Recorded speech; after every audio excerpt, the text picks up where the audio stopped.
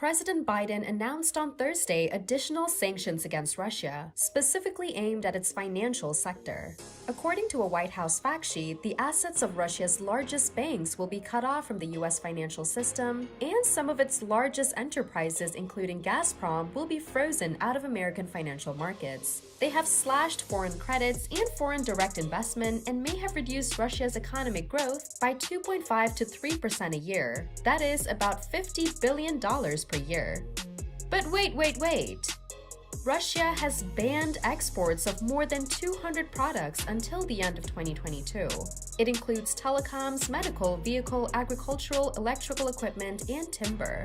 It has also more than doubled its key interest rate to try to stop the decline of the ruble. In addition, it is blocking interest payments to foreign investors who hold government bonds and banning Russian firms from paying overseas shareholders. It has stopped foreign investors who hold billions of dollars worth of Russian stocks and bonds from selling them. Russia has also warned that it could shut off gas supplies in response to oil sanctions. Hello, this is MoneyIQ, and we'd like to welcome you back to the channel. If you're new to the channel, make sure to subscribe and switch on notifications to be notified of each new upload. So what are exactly economic sanctions? Economic sanctions are penalties levied against a country, its officials, or private citizens, either as punishment or in an effort to provide disincentives for the targeted policies and actions. Economic sanctions can range from travel bans and export restrictions to trade embargoes and asset seizures. By definition, such sanctions apply to parties not readily subject to law enforcement by the sanctioning jurisdiction. Economic sanctions provide a policy tool short of military force for punishing or forestalling objectionable actions. They are widely applicable beyond the sanctioning country's borders and can be costly to their targets amid increased global trade and economic interdependence. Economic sanctions can also be a blunt and ineffective policy tool, imposing insufficient costs on the targeted governments and disproportionate ones on their most vulnerable populations. As the world's largest economy and largest trade bloc, the US and the European Union have disproportionate sanction powers at their disposal. Sanctions can take many forms. Economic sanctions can be imposed unilaterally by a single country or multilaterally by a group of countries or an international organization. Sanctions measures include embargoes. A trade embargo is a broad ban on trading with a country, though it can sometimes include exceptions for the supply of food and medicines on humanitarian grounds. Cuba, Iran, and North Korea have long been subject to U.S. trade embargoes. Export controls. Export restrictions bar the supply of specified products, services, and intellectual property to targeted countries.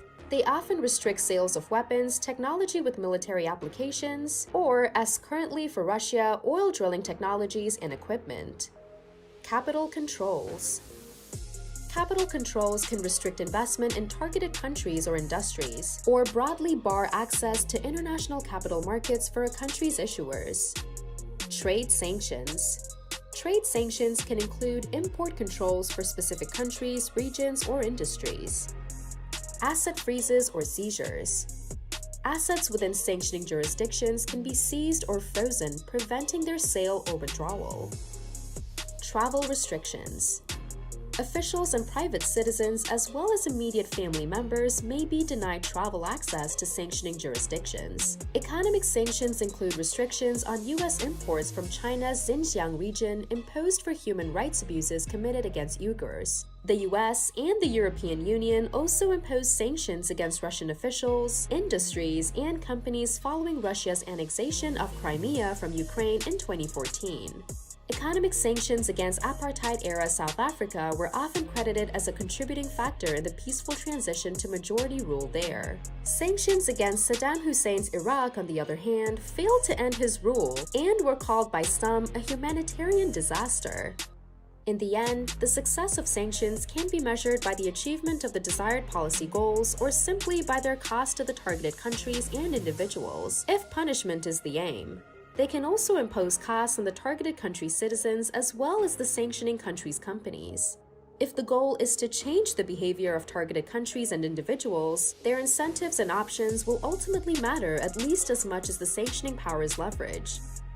What do you think about this? Let us know what you think in the comment section below.